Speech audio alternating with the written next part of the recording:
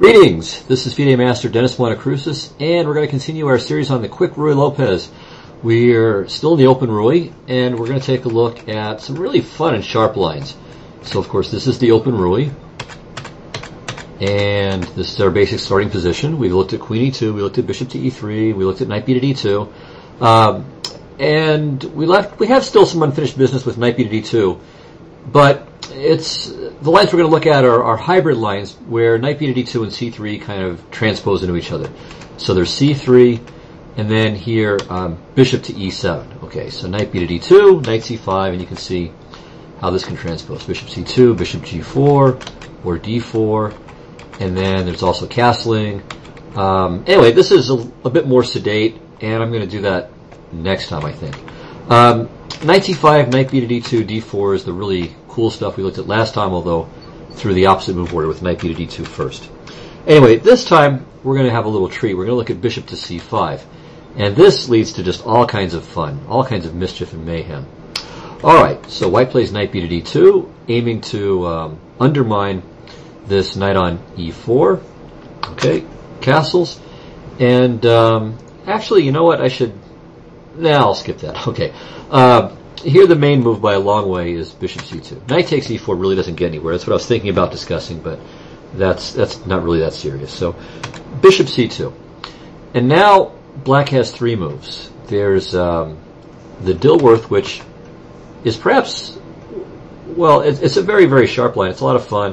And it seems to be completely sound, too, which is a little bit unusual in the big picture, because generally when you give up a couple of minor pieces for a rook and a pawn in a middle game, almost always the minor pieces will dominate. But this is a rare exception. This is a case where the side with the rook is really extremely active.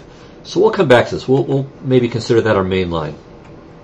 Bishop to F5 is also a very important move, and perhaps the most solid choice. Although, when I say solid, I definitely don't mean dull. So this is not like a Petrov or Berlin. It's really going to be quite imbalanced. But compared to the Dilworth, it's maybe a little bit quieter, and certainly the material imbalances don't really come into place. But you have very lively play for both sides in this variation. Okay, the line we'll look at first is this old-fashioned move F5. It's a very direct attacking line, and it just fails. But the reason why it fails is quite sophisticated. All right, so white plays knight to B3, and this is typical. White wants to take over the C5 and D4 squares. Bishop to B6. Okay, and now either knight going to D4. I'm not aware of it really making a difference, but I think knight F to D4 is perhaps more usually chosen. Let me just double check. Yeah, okay, they're both chosen roughly the same number of times, but it comes to the same thing almost always. So knight takes D4, knight takes D4, bishop takes D4, and now in the good old days, white would play C takes D4, and this leads to a really exciting variation. F4, F3, knight to G3, takes, Queen D3. Okay, so white has to do something about this threat of Queen H4 and just killing him. So Queen D3, and now Bishop F5. If Queen to H4, then Queen takes H7 check, and white's fine. So Bishop F5, Queen F5, takes, and now Queen H4, threatening mate, Bishop H3, Queen D4 check, King H1, and okay, well, we can make a few more moves here. Queen E5, Bishop D2, Queen takes B2, Bishop to F4.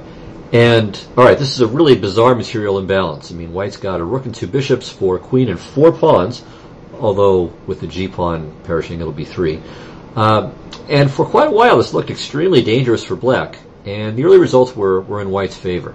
So just to very quickly give one famous example, this is Smyslov against Reshevsky, played back in 1945 in a radio match between the Soviet Union and the U.S. The U.S. didn't do very well. This game not being any exception. Well, this was something that the Russians had really worked out in detail while Smyslov was discovering this for the first time himself, so he practically lost on time while Smyslov used 5 minutes for to get pretty far into this game. Alright, so here come the pawns, but they're not quite fast enough, and you can see, I mean, look at these two bishops. They're just beautiful, completely dominating. So B4, bishop to B3, and now of course black has to worry about his back rank. Already played rook to D2, but now white just plays F4. Rook takes g2 is out of the question, obviously, because of mate. Reshevsky makes a luft move, but now rook to b1, trying to chase the queen into oblivion on a3. So Reshevsky has a little trick here, but it's not enough. And now kicks him again. Check, check. Rook d6, bishop e6, bishop t5, bishop e4, and mate comes next. Rook to d6, rook to d8. Okay, so and if rook to d2, I believe white can just play rook e to d1 and then still play rook to d8 the next couple of moves. So that was an example of a very early game. And there you can see that the white army just completely dominated. But more recently, black seems to be doing fine. Instead of c5, the key move is d4. And in this position, black has a pretty good plus score, actually. So this line, I think, is just not considered to be a big deal any longer. Let me see. Okay, so the main move... All right, well, there was a game between Seshkovsky and Tal where Seshkovsky grabbed the c-pawn. But this time, unlike the Smyslov game, he just doesn't quite get his pieces into the game. So this time you can see at the cost of a couple of pawns, well, one was always going to go, but at the cost of the c-pawn, black managed to advance his pawn to d2, and this really keeps the white pieces bottled up pretty nicely, and Tal went on to win. Alright, instead of bishop takes c7 then, bishop takes g3 has been played in more recent games, but again, black is fine. Okay, now c5. Alright, let's give as our main game Tivyakov-Sokolov. So Tivyakov played bishop to e5, rook to e8, f4, queen e2, and here we can see a more, let's say, even balance between white's activity and black's pawns. So this time, the pawns aren't that far advanced. White's bishop is kind of good, but it's not as bad for black either as the Smyslov game was. All right. Well, actually, in this game, black went on to win, although I'm not sure what the proper assessment is at this point. But here, it looks kind of scary, but it seems like it's okay. Yeah, this is kind of an interesting continuation. And that's the problem. So maybe Tivyakov missed this when he went in for this variation, assuming e1 queen was going to happen, and then he just takes on h7, and he's better. But after this, he's just lost. And he gave up because of rook to e5, rook e3, and the pawn promotes. All right, so this is a really fun line. You can have a lot of fun analyzing it. I mean, you get these crazy imbalances. It's probably a good position to try against a friend as just a training exercise. Theoretically speaking, however, it's completely worthless because after bishop takes d4, instead of cd, f4, f3, knight g3, takes, queen d3, bishop f5, and so on. Going back. Instead of cd4, queen takes d4. And alright, if black doesn't go for something like that, he's going to be positionally worse. I mean, white's got the bishop here, the knight will be driven back, and white will blockade the queen side. So he'll be better. So let's see what happens if black plays the same way. So queen d1, f4. Black has played f4, instead of f4, black has also tried h6, but this isn't done really much better. White has a score of +6 and 2 draws, no losses in the databases. f3, knight g5, bishop e3, and white just has a nice little edge here. One game in particular at a very high level was Short against Timman from their 1993 candidates final match. Okay, so let's get back to this. f4, f3, knight g3, takes, queen d3. Okay, again, if queen h4, white just trades off, and after bishop g5, he's going to follow up with bishop h4 and grab the g-pawn. And, white should have good winning chances here. But okay, going back again, what about bishop to f5? Well, in this case, after queen h4, for instance, bishop h3, there's no d4 pawn to take. So that's a big difference.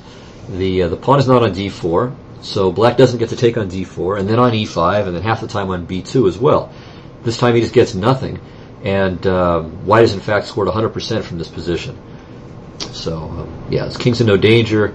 The g3 pawn poses no real threat, and white's pawns are safe. So this is a great position for white. And that's why f5 is out of business.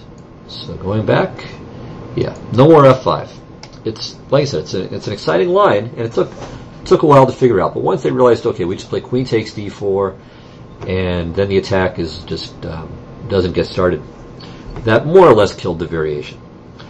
Okay, so now let's look at bishop f5, which is still very, very much a real line. It's still a line that's played today. Okay, knight to b3. So again, white starts maneuvering his knights to d4, and occasionally c5 if permitted. Bishop g6. Yeah, knight takes c5 just gives white nothing here. So the key move is knight f to d4. Takes, and now a5. And the point of a5 is to drive this knight back before white can finish his development and really start to work on that c5 square. So bishop to e3, a4. And now white has tried both knight to c1 and knight to d2. And this line has gotten a lot of very high-level tests. Carlsen's played this with white. You've had games with Ivanchuk, with Karyakin, Karpov, Korchnoi, Yusupov, many great players. I think Timman has been involved as well. So really a rich history to this variation. All right, well, let's start with knight to c1. So on knight to c1, black plays a3, creating some holes on the dark squares.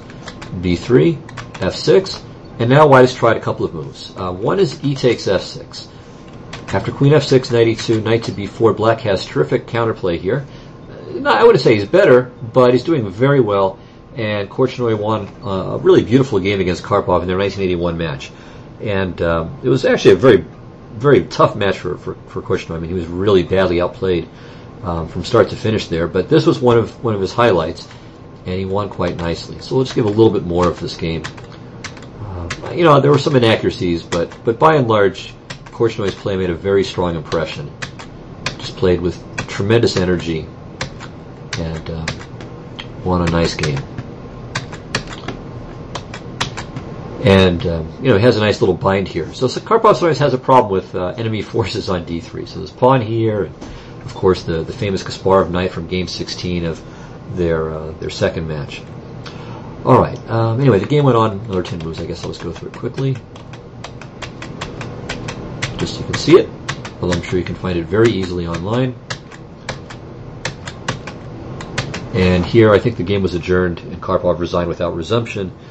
Clearly, he's falling apart. I mean, knight to d4, rook to g6. I mean, moves like this are just they spelled a complete disaster for white. All right. So that was a little bit of knight to c1. Oh, wait, but there's more. Okay, so after f6, instead of e takes f6, which we just looked at, probably a better try for white is knight to d3. All right, from here, b4 might be the best move, but the most common move in the databases is f takes e5. So knight e5 takes, bishop e4. Here, too, maybe bishop takes e4 is worth considering, but de is the move that's always chosen. And after d takes e5, white has a small pull, but it hasn't been enough for white to win in some high-level games. So there's a game, Karyakin against Kaidanov, played back in 2005 in the Aeroflot Open. That was a draw. Kaidanov didn't have too much trouble saving the point there. And also Ivanchuk against Timman was a fairly short draw in Novgorod in 1995. So the opposite color bishops seem to be a bigger factor here in making the game drawish than white's slight pressure on the queen side. Okay, so this I think is okay for black. I mean, white can push a little bit, but probably without too much to look forward to against good play. Okay, so the main move I would say now here is not knight to c1, but knight to d2, as also played by Karpov himself in a later game. All right, now from here, black's best is probably a3. I think it's certainly his most commonly chosen move, but f6 is also important. And after e takes f6, queen f6, rook c1, I would say white has chances for an edge. And here's a very short but very high-level game where white won and quickly. So this is Carlsen against Fressinet, played in the Cap d'Agde Rapid Tournament in 2006. So knight e4. Here maybe de is a better choice than bishop e4. So Carlsen swapped. and played queen to d3, and I would say he's got a little edge here. King h8, f3, rook e6, bishop f2, queen f4, rook b to d1. So again, white's comfortable. I mean, as long as he can consolidate, which is what he's been doing the last several moves, then if his d4 pawn is okay and his king side is okay, then it's going to be about black's weaknesses on the queen side, which are many. And I would say that, I think I mentioned last time, or in one of the previous Open Rui episodes, that if black can play c5 without anything bad happening to him, he's in good shape. Here he can't, and he's obviously got some serious troubles on the c-file. And this is, by the way, it's a very different opening, but the Catalan has a similar kind of principle too. I mean, white is often going to extreme lengths in the mainline open Catalan to prevent black from playing c5, and if he can establish a bind over the c5 square, then he's got great chances. So in this game, black dies quickly. So he played rook to b8 to protect the b5 pawn. Carlsen plays rook c5 and stands well. And now Fressinet tried to go tactical here with knight to b4, but this doesn't work. Rook takes b5, so a little trick. Obviously, knight takes d3, rook b8 is mate, but Fressinet probably thought he had it covered with c6. Okay, white to move. What do you do? Of course, you could play rook takes b8, and that's fine. But queen f5 just wins on the spot, and black resigned. All right, clearly this is not the end of the matter, theoretically speaking, but it is the end of this one. Anyway, instead of f6, a3 I would say is the more common move. And now kind of a forcing line. Knight takes e4, a takes b2, rook b1, bishop e4, rook b2, queen d7, little tactical defense of the pawn on b5. And now, okay, a game between Polgar and Anand in the Monte Carlo, the Rapid and Blindfold tournament, went bishop takes e4, de, rook b5, knight d4, rook c5, rook f to d8, and then they just liquidated everything. Okay, can't take on a2 yet because of the back rank mate, but ultimately white is losing one of the 2 pawns. Or repeating, and that's what happened, draw agreed. So instead of bishop takes e4, bishop to d3 has been the overwhelming choice. Okay, so takes, queen takes, rook f to b8. Here, rook takes b5 again is not winning material. For one thing, there's this simple little trick, and black keeps the stuff. So rook f to b1, b4. And objectively, this position is equal, but in practice, white has done well. A very famous game is Karpov-Yusupov from the Soviet Championship back in 1983. Yusupov analyzes this game in great detail in, I don't remember which of the books. It's one of the Dvoretsky and Yusupov books. And it might be in a chapter on prophylaxis. So he really examines this game carefully. And Karpov did a very nice job of just slowly outplaying him. I mean, it was a really impressive game. But from a theoretical standpoint, black is okay. But white has scored well here. So it seems in practice, at least, that this is much easier for white to handle than black. So you can look this position up, see how Karpov ground out the win, and well, actually, I'll show you. So I won't make comments, but just to see it. So again, white is trying to combine prevention of black's queenside counterplay with forwarding his own agenda on the c file. So a little fancy business there, getting out of the way of knight to e6. Now he goes back. And here you can see that the pressure is getting pretty serious. Yusupov goes for a last-ditch counterattack, but it doesn't succeed, thanks to some very tactically astute play by Karpov.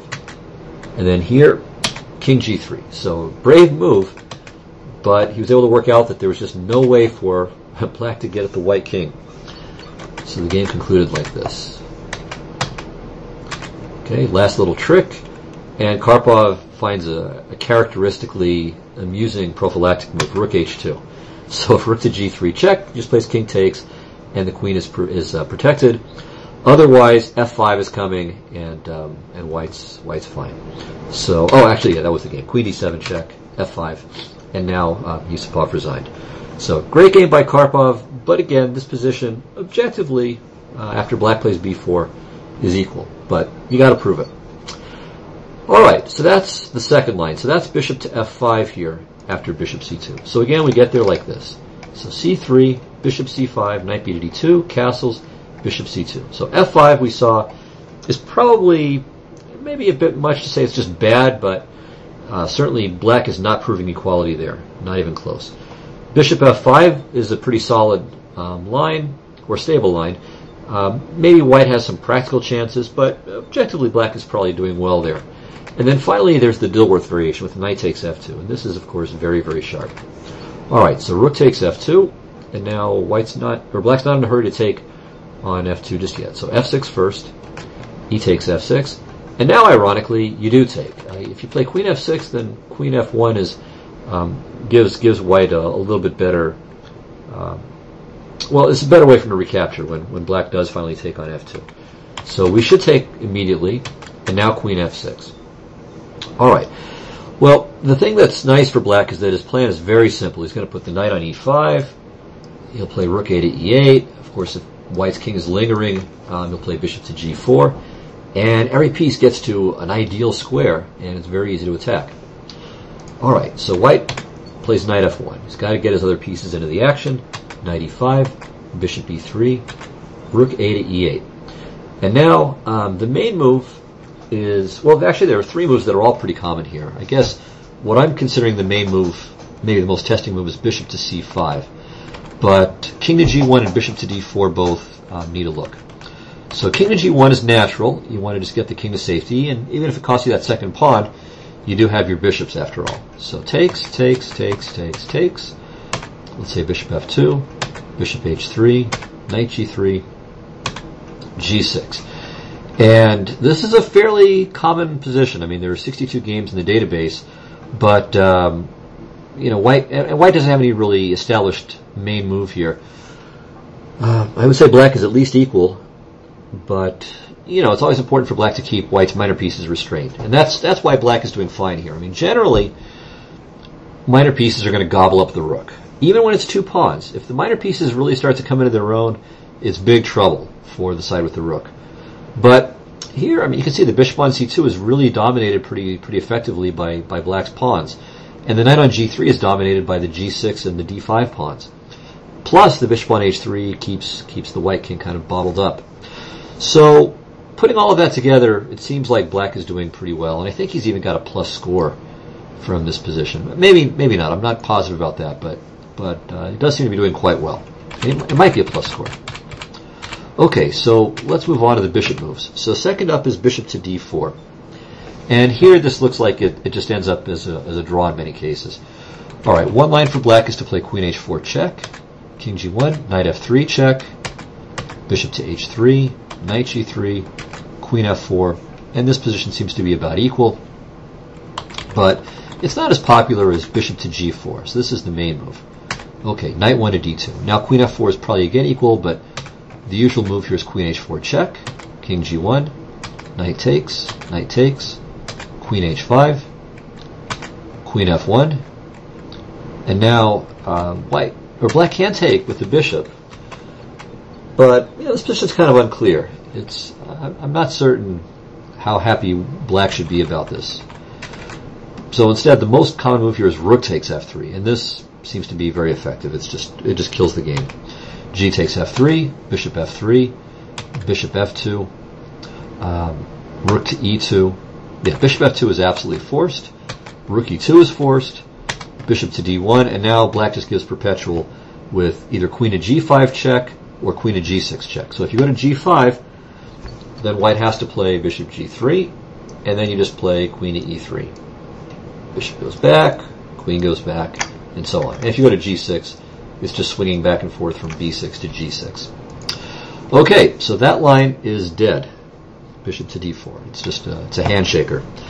So the main move is bishop to c5. Now the obvious move here is rook to f7, but I don't think this is best. After knight 1 to d2, bishop g4, king g1, knight f3, bishop f3.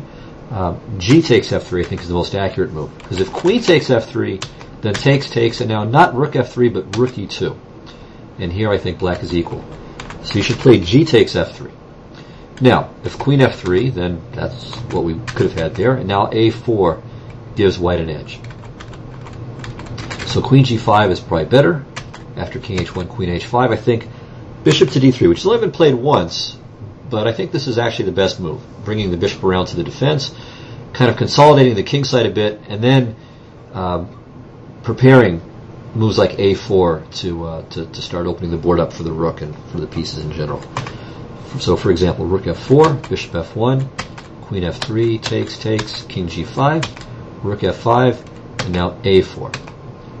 c6, takes, h4, and the black rooks are kind of restricted at this point. I think black is, getting close to being in a little bit of danger. I mean, that might be a bit much to say danger, but I mean, white has really kind of got everything consolidated here. His king is okay. Black's pawn majorities are restricted.